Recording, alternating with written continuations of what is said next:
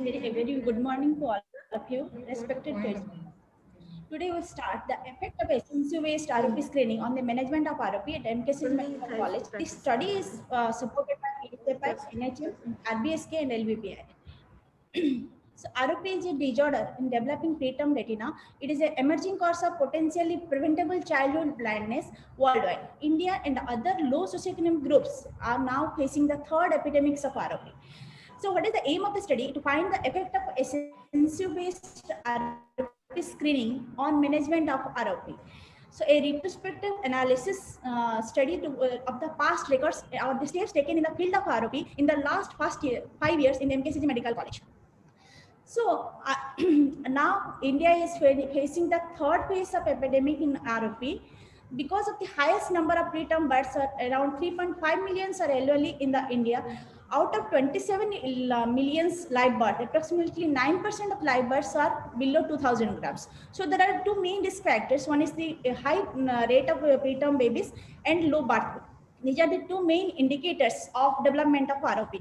What are the risk factors of blindness in ROP in India? First, high birth rate, unequal and variable quality of neonatal care, lack of awareness of the about the ROP in the pediatricians and the parents, non-availability of the trained ROP specialist, lack of information among the parents regarding the prematurity and its complications. So this is the triad of epidemiological triad that shows what is the main factor is the host factor, that is the prematurity and the low birth weight, and the other environmental factor, that is the poor neonatal care, immediate unmonitored oxygen supply, and the dangerous agent is nascent oxygen. So which babies we screen our study? We follows the ICRP classification. All the babies less than 750 grams and less than 34 weeks of gestation are screened, and all preterm babies whose gestational is not well known to us are screened. And any baby which is a high index of suspicious with the pediatrician for the ROP are screened. Even larger babies with some associated risk factors like multiple gestation, prolonged mechanical ventilation, or RDS, these babies are screened. In these babies also find some babies showing ROP changes. So after screening of the 5 years, and the record shows that in the year 2016, when we started the program, only we are able to screen 100 babies, though there is admission of the 620 babies, 28 babies in the SNCU.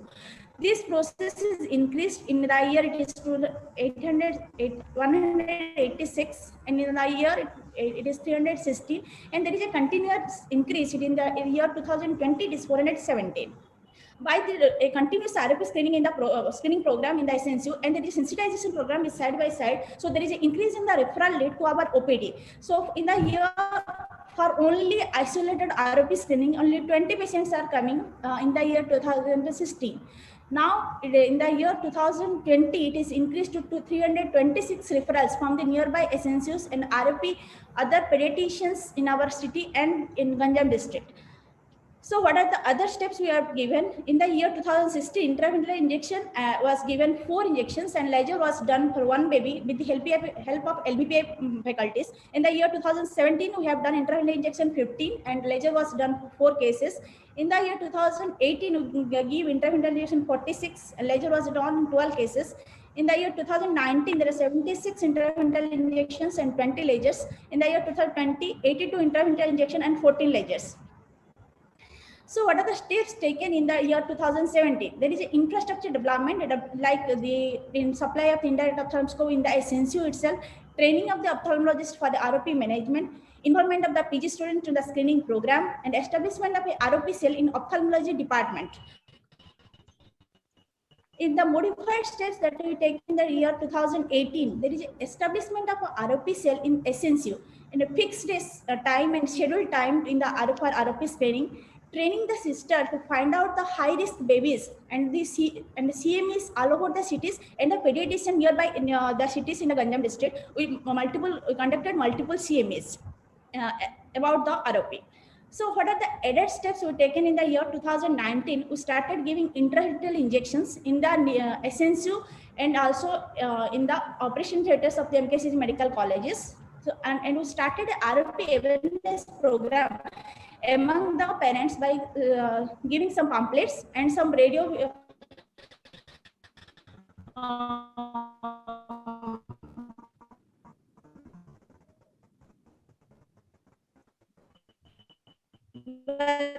radio, audio, visual aids. There is a sensitization of the pediatricians. Study is that ROP activities are restricted to the MKCG Medical College and nearby SNCUs. Around 20% babies are still missing in the screening program. So I think that the teleophthalmologic based ROP scanning using the fundus camera may be a newer trend to fulfill the drawbacks. But the conclusion of the study, the visual Sorry losses. to interrupt you, doctor. Would you like to please conclude the session? Yes.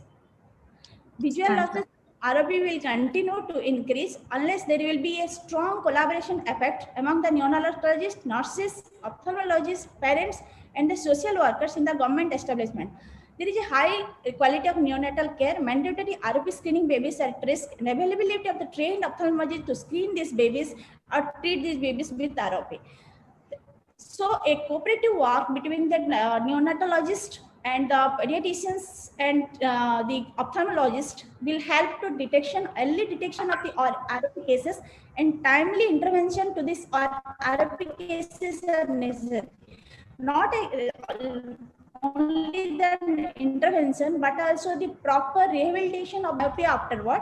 So proper rehabilitation of these patients are required, and so by doing all this procedure, there will be a decrease in the ROP blindness in our country. So this program is started by mainly with the help of LBPI people. They have a target. They have started the program. They started a program taking a 5 districts in their hand, and Ganjam district is one of them, and our medical college is one of them, with the help of PHFI and NHM.